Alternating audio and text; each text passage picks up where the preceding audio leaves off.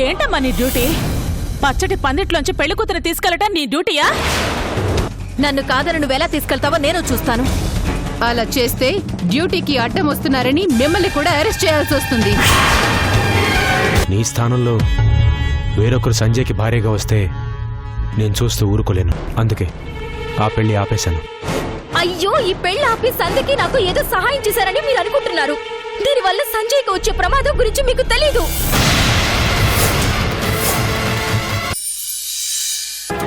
ఇంకోసారి నా కూతురు జోలికి వస్తే ఎవ్వరూ ప్రాణాలతో మిగలరు. నరికి పారేస్తా. జాగ్రత్త.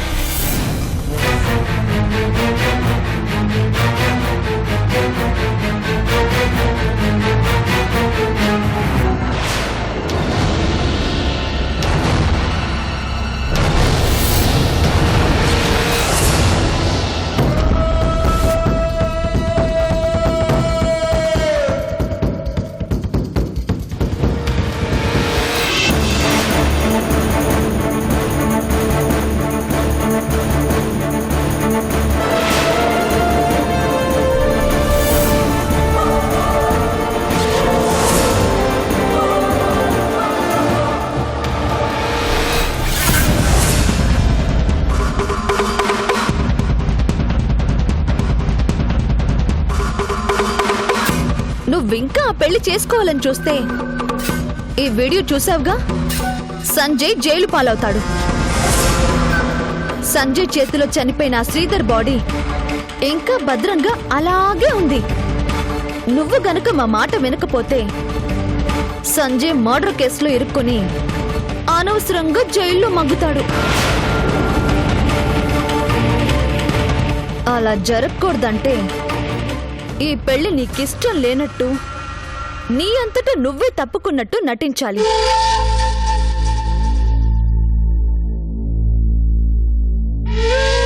నీ నాటకాన్ని రక్తి కట్టించడానికి కారులో మరో పాత్ర నీకోసం రెడీగా ఉంది. అతనితో కలిసి నీ బ్రతుకు నువ్వు బ్రతుకుతున్నావని చెప్పాలి. అలా అందర్నీ నమ్మించాలి. నా మీద ఎంతో నమ్మకం పెట్టుకున్న వాళ్ళని నేను మోసం చెయ్యలేను. ప్లీజ్, శిరీష ఇంత దారుణానికి ఓడికట్టదు. నేనిది చెయ్యలేదు అంటే సంజయ్ నీకు భర్త అవుతాడు. నువ్వు గెలుస్తావు.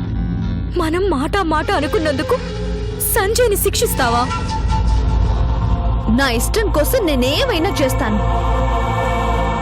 అమాయకంగా ఉంది కదూ, ఏమైనా చెయ్యొచ్చు అనుకున్నావు కదూ. నీ దారిలో నువ్వు నన్ను ఆపాలని చూసావు. నా దారిలో నేను నిన్ను ఆపుతున్నాను. ప్రేమించిన మనిషి గురించి నువ్వు ఆలోచిస్తున్నావు, ఇచ్చిన మాట గురించి నేను ఆలోచిస్తున్నాను. నీతో నీ మాటలతో నాకు సంబంధం లేదు. నాకు కావాల్సింది సంజయ్. మర్యాదగా నా మాట వింటానన్నావు కాబట్టి అదే మాట మీదుండు.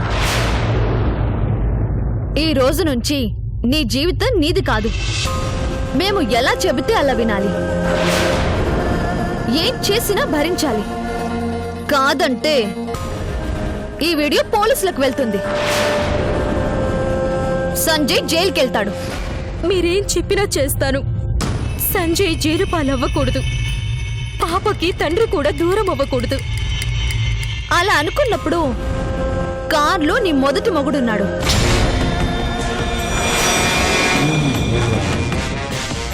అదే శ్యామ్.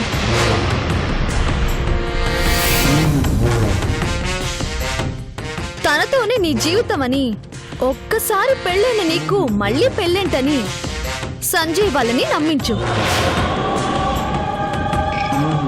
ఎంతగా అంటే ఆ ఇంట్లో ప్రతి ఒక్కరూ నిన్ను అసహించుకునేంతగా నమ్మాలి. ఆ కుటుంబానికి నీకు ఉన్న బంధాలన్నీ తెగిపోవాలి.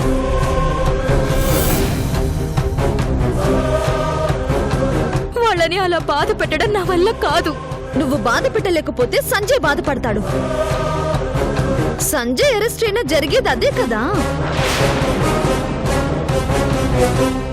అంతేకాదు పాపకి తండ్రి దూరం అవుతాడు, అత్తయ్యకి కొడుకు దూరం అవుతాడు.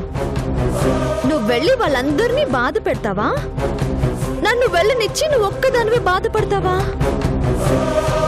సంధ్య కుటుంబం నా కుటుంబం. వాళ్ళకే కష్టం రాకుండా చూసుకుంటానని మాటిచ్చాను. ఆ మాట కోసం ఎంత కష్టాన్నైనా భరిస్తాను. లేదంటే ఆ కుటుంబం భరిస్తుంది.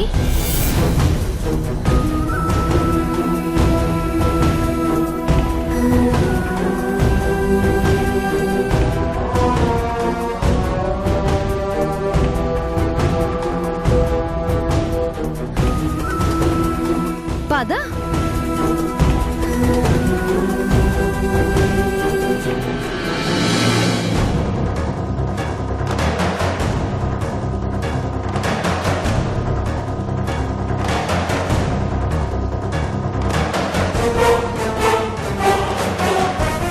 కూర్చో.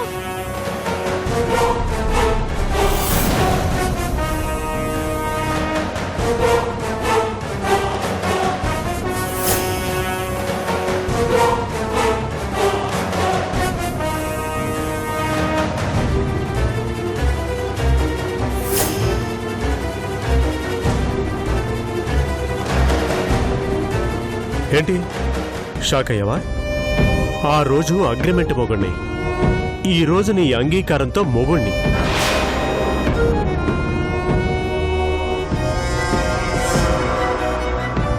అదేంటో ఎటు తిరిగినా నా దగ్గరికే వస్తున్నావు. దీన్ని బట్టి నీకేం అర్థమైంది? నువ్వు కాదన్నా నా ప్రాపర్టీవే.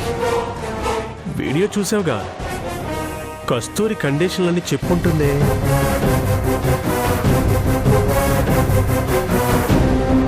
కాదు లేదు అనడానికి ఛాన్సే లేదు. ఒకవేళ అంటే ఏమవుతుందో తెలుసా?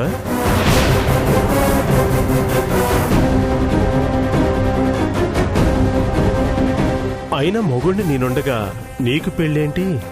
తప్పు కదా. చేసిన తప్పు సరిదిద్దుకునే ఛాన్స్ వచ్చింది.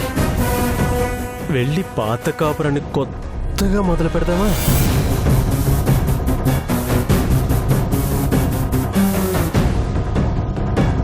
కాదనలే, కాదనడానికి కూడా అవకాశం లేదుగా. వెళ్దామా?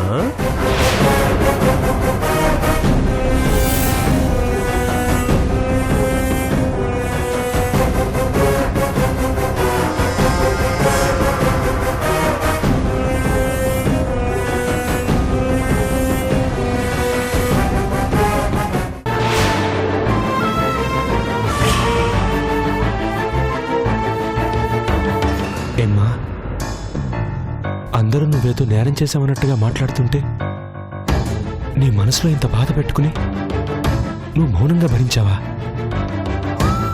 నోరు విప్పితే నిజం అందరికీ తెలిసిపోతుంది. 10 మందిలో మీ అందరి పరువు పోతుంది. సంజయ్ని అందరూ హంతకుడు హంతకుడు అని మాటలతో వేధిస్తారు. ఇప్పటికీ మీరు నష్టపోయింది చాలు. ఈ విషయం పోలీసుల వరకు వెళితే సంజయ్ జైలుకు వెళ్ళిపోతాడు, అత్తయ్య అనాథైపోతుంది. అందుకే వాళ్ళు చెప్పినట్లే విన్నాను. మా అందరి గురించి ఆలోచించావు గానీ నీ గురించి నువ్వు ఆలోచించుకోలేదమ్మా. మా కోసం సంజయ్కిచ్చిన మాట కూడా తప్పాలి అనుకున్నావు. ఈ పెళ్లి చేసుకుంటే సంధికిచ్చిన మాట నిలబడుతుంది, కానీ పాపకి తండ్రి దూరం అయిపోతాడు కదంకుల్. నేను దగ్గరై మాట నిలబెట్టుకొని ప్రయోజనం ఏముంది? నలుగురి సంతోషం కోసం నేనొక్కదాన్ని బాధపడినా పర్లేదంకుల్. శిరీష, ఎక్కడదమ్మా నీలో ఇంత మంచితనం? మా కోసం నువ్వు ఎన్ని త్యాగాలను చేస్తావు? అసలు నిజమేంటో తెలుసుకోలేక నిన్నందరూ ఓ మోసగత్తలా చూస్తున్నారు. సంజయ్ని హంతకుడిగా అందరూ చూసే కంటే నేను మోసగత్తెనని మన కుటుంబం వరకు అనుకుంటే నష్టం ఏముంది? ఎక్కడ పుట్టావో ఎక్కడ పెరిగావో ఈరోజు మా కోసం నువ్వు నీ జీవితాన్ని అంకితం చేస్తున్నావు కదమ్మా. ఎక్కడ పుట్టి ఎక్కడ పెరిగినా నా చేతుల్లో సంధ్య చనిపోయినప్పుడే శిరీషుగా చనిపోయి సంధ్యగా బ్రతికొచ్చాను. ఈ జీవితం మీకోసం. ఇప్పుడు ఏం చేద్దామమ్మా? నీ త్యాగం ఎవరికీ అర్థం కాక అక్కడందరూ నిన్ను అపార్థం చేసుకుంటున్నారు. ఇప్పుడు మనం ఆలోచించాల్సింది నా గురించి కాదంకుల్, సంజయ్ గురించి. ఈ పెళ్ళ ఆగిపోయింది అంటే వాళ్ళ ఆ వీడియో బయట పెడతారు. సంజయ్ జైలు పాలవుతాడు. అందుకని ముందు కస్తూరి మీద కేసు విత్డ్రా చేసుకుని వాళ్ళిద్దరికీ పెళ్లి జరిగేలా చూడాలి. ఏమ్మా, తెలిసి మన గౌరి జీవితాన్ని ఆ కస్తూరి చేతుల్లో పెట్టి నాశనం చేస్తావా? అలా చెయ్యలేదు అంటే సంజయ్ జీవితం జైల్లోనే మగ్గిపోతుంది అంకుల్. కళ్ళ ముందుంటే కనీసం మంచి చెడు చూసుకోవచ్చు. నేనేదో అన్యాయం అయిపోయానని నా గురించి ఆలోచించకండి. అత్తయ్య, గౌరీ, సంజయ్ వాళ్ళ ముగ్గురు అన్యాయం అయిపోకూడదు. అంటే మన కేసుని విత్డ్రా చేసుకుని కస్తూరితో ఈ పెళ్లి జరిపించక తప్పదు. టైం లేదంకుల్. విషయం తెలిసి ఆ దుర్మార్గుడు ఏదో ఒకటి చెయ్యకముందే మనం కస్తూరిని విడిపించాలి. వెళ్దాం పదండి అంకుల్. ఇది తప్పు అని తెలిసి తప్పు చేయాల్సి రావడం అంత దౌర్భాగ్యం ఇంకోట్లేదు. ఆ కర్మ మనకి పట్టింది, తప్పేదేముంది? పదమ్మా.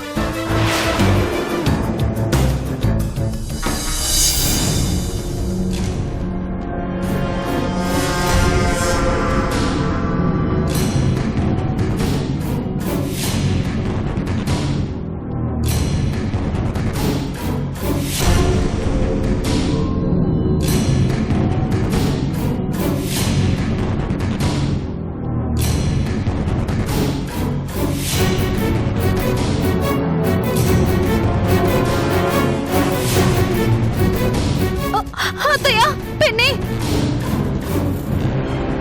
కూర్చోండి. ఏంటమ్మా ఇది? పీటల మీద కూర్చోవలసిన పెళ్లి కూతుర్ని తీసుకొచ్చి ఇలా సెల్లో పడేస్తావా? తప్పు చేసిన వాళ్ళని అక్కడే ఉంచుతారు. ఇందులో తన తప్పేం లేదు. ఆ శిరీషే కావాలని ఇరికించింది. కంప్లైంట్ ని బట్టి నేను తీసుకోవాల్సిన యాక్షన్ తీసుకున్నాను. ఏంటమ్మా కంప్లైంట్? నా కొడుకుతో పెళ్లి అంటూ సిద్ధపడి చివరి నిమిషంలో నేను చేసుకోనంటూ ఈ పెళ్లి ఆపాలని చూసింది. తన స్థానంలో కస్తూరి వస్తుందనగానే ఇలా తప్పుడు కంప్లైంట్ ఇచ్చి పెళ్లి ఆపాలని చూస్తోంది. మీరు ఇవన్నీ నాతో చెప్పి ప్రయోజనం లేదు. కోర్టులో ప్రొడ్యూస్ చేశాక జడ్జి గారికి చెప్పుకోండి. ఏంటి నీ మొండితనం? ముహూర్తానికి టైం అవుతుంది. ఏదో ఒకటి చేస్తాను, వదిలిపెట్టు. నా చేతిలో ఏం లేదు. చట్ట ప్రకారం నేను చేయాల్సింది చేశానంతే. ఒక అమాయకురాల్ని తీసుకొచ్చి ఏంటమ్మా చట్ట ప్రకారం చేసింది? అమాయకురాలని మీరంటున్నారు. హత్యా ప్రయత్నం చేసిందని కంప్లైంట్ ఉంది.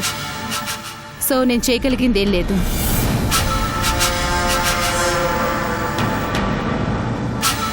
అంటే ఇంత దూరం పెళ్లి కోసం చేసుకున్న ఏర్పాట్లన్నీ వృధా అయిపోవలసిందేనా? పెళ్లి ఆగిపోయిందంటే నలుగురిలో మన పరువు పోతుంది. మీరు నాతో మాట్లాడడం వేస్ట్. కోర్టులో బెయిల్ తెచ్చుకొని విడిపించుకోండి.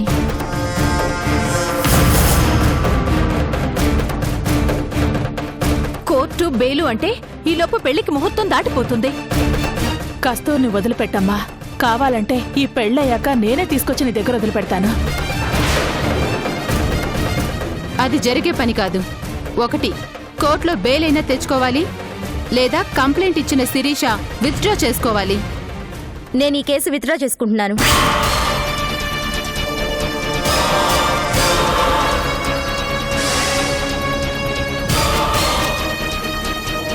ఏం మనిషివే నువ్వు? శుభమాని పీటల మీద కూర్చోవలసిన అమ్మాయిని జైలు పాలు చేస్తావా?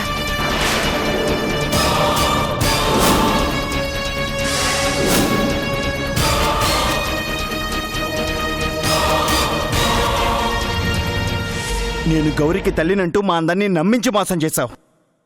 ఈ పెళ్లి నాకు ఇష్టం లేదని నీ అంతటి నువ్వే వెళ్ళిపోయావు. మళ్ళీ నాటకాలేంటి? సంజయ్, విషయం తెలియకుండా శిరీష్నే మనకు. ఇంకా తనని వెనకేసుకొస్తున్నావా? కాదని వెళ్ళిపోయింది వెళ్ళిపోయినట్లుండాలి. మళ్ళీ ఇలా కేసులు పెట్టడం ఏంటి? నువ్వు తప్ప మాకు గతలేదన్నావుగా. కస్తూరి నా కోడలవుతుందనేసరికి తట్టుకోలేకపోతున్నావా?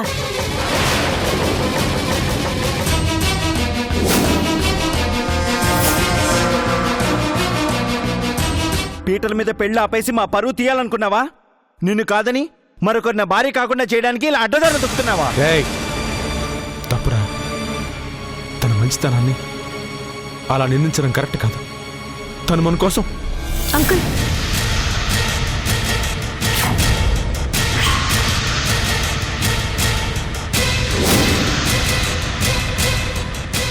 ఏయ్, నలుగురిలో నా కాబోయే కోడలు అరెస్ట్ చేయించి మా పరువు తీసావు. ఎందుకే నీకు మా మీద ఇంత పగ? నువ్వు మాకొద్దనుకుంటే, లేదు నేను మాట ఇచ్చాను, నేనే మీకు కోడలుగా వస్తాను, నేనే గౌరికి తల్లినవుతానంటూ నువ్వే వచ్చావు. తీరా పెళ్ళి అనుకున్నాక వాడెవడ పక్కనో చేరి నన్ను నా కొడుకుని అవమానించావు. అయినా నీ కడుపు మంట చల్లారలేదా?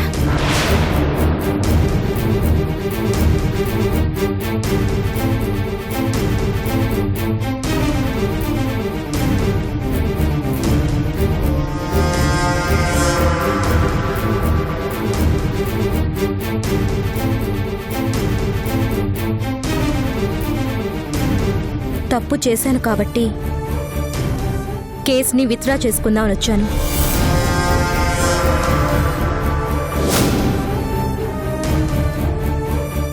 చెయ్యాల్సిందంతా చేసి మా పరువు తీసి ఇప్పుడు కేసు విత్డ్రా చేసుకోవడానికి వచ్చావా? రేఖ,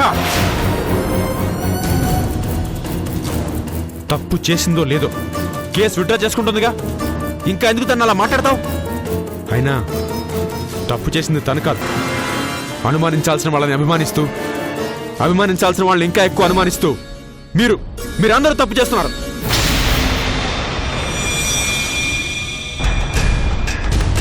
అన్నయ్య, మనింటి పరువు స్టేషన్ దాకా తీసుకొచ్చిందని వెనకేసుకొస్తావేంటి? స్నేహ, ఎవరిని ఇంటి పరువు తీస్తున్నారో, ఎవరిని ఇంటి పరువు కాపాడుతున్నారో నీకు అసలు ఏమైనా అర్థమైతే? కేసు విత్డ్రా చేసుకుంటున్నాను కదా, ఇప్పుడు అవన్నీ ఎందుకు? భవానీ గారు, ఈ కేసు నేను విత్డ్రా చేసుకుంటున్నాను.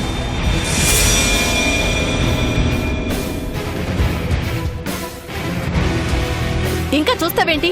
కేసు విత్డ్రా చేసుకుంటానంటుంది కదా, మా కస్తూరిని వదిలిపెట్టు. వదిలిపెడితే సరిపోతుందా?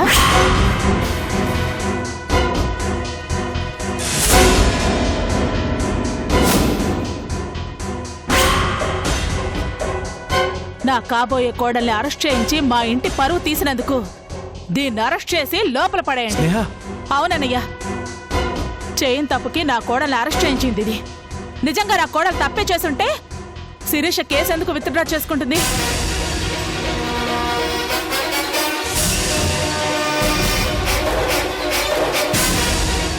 అంటే తప్పుడు కేసు పెట్టినట్టేగా. నా కోడల మీద తప్పుడు కేసు పెట్టినందుకు నేనిప్పుడు దీని మీద కేసు పెడుతున్నాను. పరువు నష్టం కేసు కింద దీన్ని అరెస్ట్ చేయండి మేడం. స్నేహ, ఆవేశపడి నిర్ణయం తీసుకోవద్దు. తనేం చేసిందో, ఎందుకులా చేసిందో తెలిసిన రోజు నువ్వే చాలా బాధపడతావు. ఏం చేసిందో చెప్పమని రాదు, లేకపోతే నువ్వే చెప్పరాదు. చెప్తా. శిరీష ఎందుకు ఇలా చేసిందంటే ఆ రోజు అవన్నీ ఎందుకు? భవానీ గారు, నేను తప్పు చేశాను. కస్తూరి మీద కోపంతోని తప్పుడు కేసు పెట్టాను. ఆ నర్సుకు డబ్బులిచ్చి నాటకం ఆడించింది కూడా నేనే. శిరీష, నిన్ను అర్థం చేసుకోలేని మనుషుల కోసం ఎందుకమ్మా ఈ త్యాగాలు? ఇందులో త్యాగమే ఉంది అంకుల్. తప్పు చేశాను, ఒప్పుకుంటున్నాను. భవానీ గారు, నన్ను అరెస్ట్ చేయండి. ఎస్ఐ గారు. Yes madam. చెప్పండి మేడం. తనని అరెస్ట్ చేసి కస్తూరిని విడుదల చేయండి.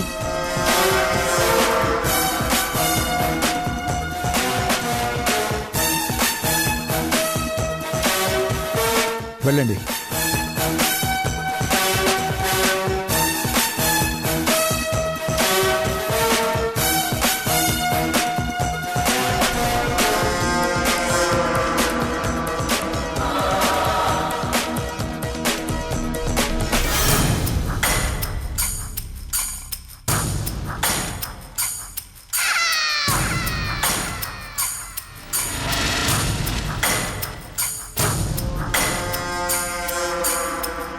ఏంటి కాస్త కంగారు పెట్టినా కరెక్ట్ డెసిషన్ తీసుకున్నావు. నువ్వు బయట ఉంటేనే ఈ తలనొప్పులన్నీ. హాయిగా ఇక్కడ రెస్ట్ తీసుకో. మా పెళ్ళయ్యాక వీడియో చూద్దు గాని.